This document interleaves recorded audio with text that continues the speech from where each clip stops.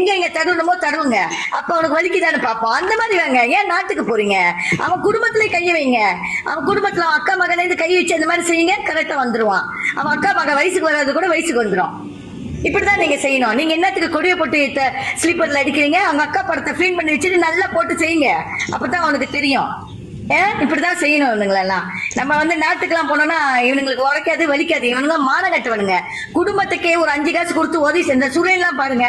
அவெல்லாம் அவங்க அம்மாக்கு இந்த இவன் இருக்கானே அம்மாடே கஞ்சா, அவங்க அப்பா இறந்து போய் கூட அவங்க அப்பா பணத்தை எடுத்து கூட காசு இல்ல அவன்கிட்ட பிச்சை வாங்கினான்.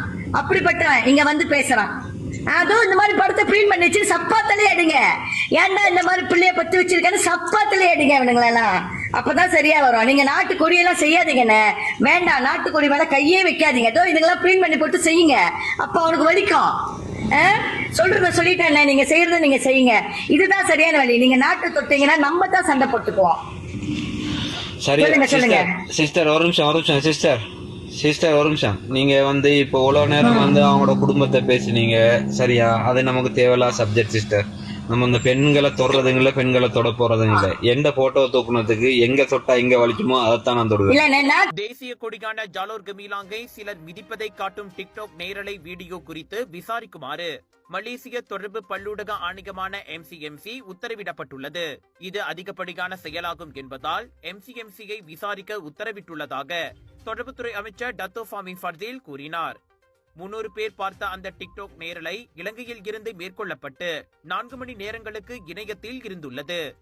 மலேசியா மற்றும் இலங்கையில் உள்ள இணைய பகடிவதைக்காரர்களுக்கு இடையில் நிகழ்ந்த வாய் தகராற்றின் ஒரு பகுதியே அதுவென நம்பப்படுகிறது. இந்நிலையில் அவ்வீடியோ தொடர்பான விசாரணை தொடங்கி இருப்பதை MCMC உறுதிப்படுத்தியுள்ளது. அதன் நேரலையை முடக்கும் நடவடிக்கையில் ஈடுபட்டிருப்பதாக MCMCயின் பாதுகாப்பு கட்டமைப்பின் தலைமை அதிகாரி சுலைமான் சுல்தான் சுஹைபுடீன் கூறினார். அந்நோக்கத்திற்காக டிக்டாக்கை தொடர்பு கொண்டிருப்பதாகவும் அவர் தெரிவித்தார்.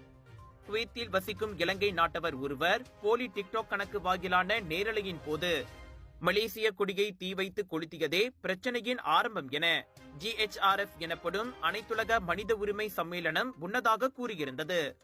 அச்செயலை மலேசியர்கள் கண்டித்ததை அடுத்து அவர்களுக்கு எதிராக வெறுப்புணர்வு பேச்சுக்கள், ஆபாச வார்த்தைகள் குவிந்தன. பெண்களை உருவக்கேலி செய்து முதல் நாளில் இரு நாட்டு டிக்டாக் பயனர்களும் மாறி மாறி தாக்கிக் கொண்டதே அனைத்து பிரச்சனைகளுக்கும் பிள்ளையார் சுழி போட்டுள்ளது. நேரலையில் சண்டை போய்க் கொண்டிருக்க நூற்றுக்கணக்கானோர் டிக்டாக்கிடம் புகார் அளித்தனர். ஆனால் டிக்டாக்கோ விதிமீறல் எதுவும் இல்லை என தெரிவித்துவிட்டது. இது வெறும் சமூக ஊடக நாடகம் அல்ல, மாறாக மனித உரிமை மற்றும் தேசிய பாதுகாப்பை